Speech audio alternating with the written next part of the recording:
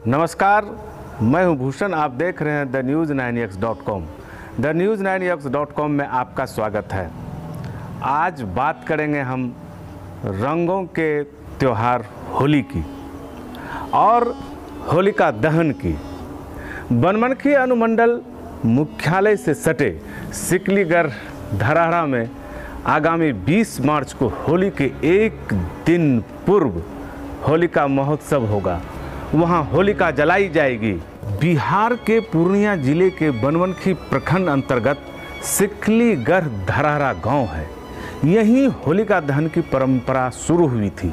पौराणिक मान्यता के अनुसार यहीं भगवान नरसिंह ने अवतार भी लिया था और यहीं होलिका प्रहलाद को गोद में लेकर आग में बैठी थी। मान्यता है कि बनमनखी अनुमंडल अंतर्गत सिकलीगढ़ धराड़ा में भगवान विष्णु ने नरसिंह का अवतार लिया था और हिरण्यकशिपु का वध किया था। हिरण्य नदी के तट पर अवस्थित इस स्थल पर आज भी प्रहलाद स्तंभ मौजूद है, जो लोगों की आस्था का केंद्र बना हुआ है। होली के मौके पर विशाल होलिका दहन समारोह का आयोजन यहाँ प्रतिवर्ष किया जाता है। ब्रिटेन से प्रकाशित पत्र quick pages the friendship encyclopedia में भी इस स्तंभ की चर्चा है। वर्ष 1911 में प्रकाशित गजेटियर में ओ मेली ने भी इसकी चर्चा करते हुए इसे मणिखंभ कहा है, जिसका उल्लेख पुरातात्विक महत्व वाले ग्रंथों में भी है। मान्यता के अनुसार हिरण्यकशिपु के प्रतापी पुत्र भक्त प्रहलाद भगवान विष्णु के अनन्य भक्त थे, जबकि हिरण्यकशिपु भगवान को नहीं मानते थे और खुद को भगवान मानने के लिए कहते थे। इसलिए उसने कई बार अपने पुत्र को मारना चाहा, लेकिन उसका पुत्र प्रहलाद हर बार बच जाते थे। हिरण्यकशिपु की बहन होलिका को वरदान था कि वह आग में नहीं जलेगी, इसलिए होलिका की गोद में प्रहलाद को बैठाकर आग के हवाले कर दिया गया। लेकिन होलिका जल गई और प्रहलाद बच गए।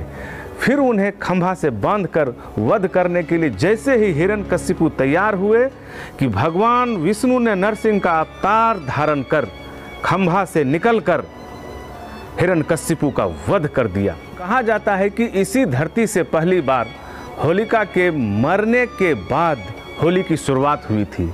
इस खंभ को मणिखंभ कहा गया है, जो आज भी मंदिर परिसर में मौजूद है। गुजरात के पोरबंदर में विशाल भारत मंदिर है।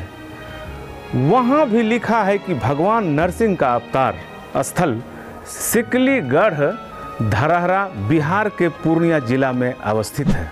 गीता प्रेस गोरखपुर के कल्याण के 31वें वर्ष के तीर्थांक में भी इसका उल्लेख है।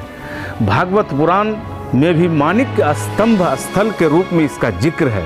उसमें कहा गया है कि इसी खंभ से भगवान विष्णु ने नरसिंह अवतार लेकर अपने भक्त प्रहलाद की रक्षा की थी। आपको बता दें कि यह खंभ 12 फीट मोटा और लगभग 65 डिग्री पर झुका हुआ है। एक अहम जानकारी आपको दे दूं सिकलीगढ़ धराड़ा के बारे में। पुरातत्व विभाग की भी नज़र इस पर पड़ गई है। पुरातत्व विभाग ने इसके महत्व को समझ लिया है और पुरातत्व विभाग इसकी खुदाई करना चाह रही है। हालांकि खुदाई करने में अभी वक्त लगेगा, क्योंकि होली को लेकर के खुदाई का कार्यक्रम रोक दिया गया है।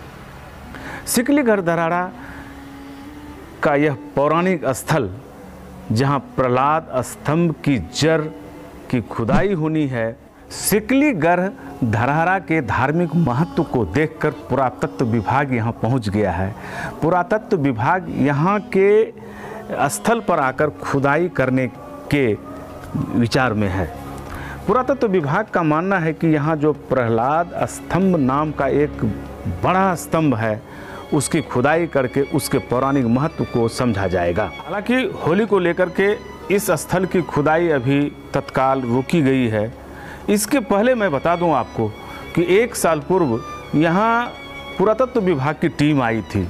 पुरातत्व विभाग की टीम ने खुदाई के सारे प्रयास किए और प्रहलाद स्तंभ को हटाने का प्रयास किया, जो बिल्कुल नाकाम साबित हुआ वहाँ से कुछ ईंट जरूर मिले हैं और ये ईंट हजारों वर्ष पुराने माने जा रहे हैं। उनके लिए जांच चल रही है।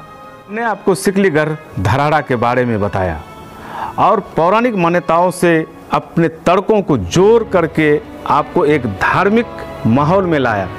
अगर इस तरह का जानकारी और इस तरह का वीडियो आपको पसंद आता हो तो हमें कमेंट करें, हमारा फेसबुक पेज लाइक करें और अगर हमारा ये वीडियो आप यूट्यूब चैनल पर देख रहे हैं तो यूट्यूब चैनल सब्सक्राइब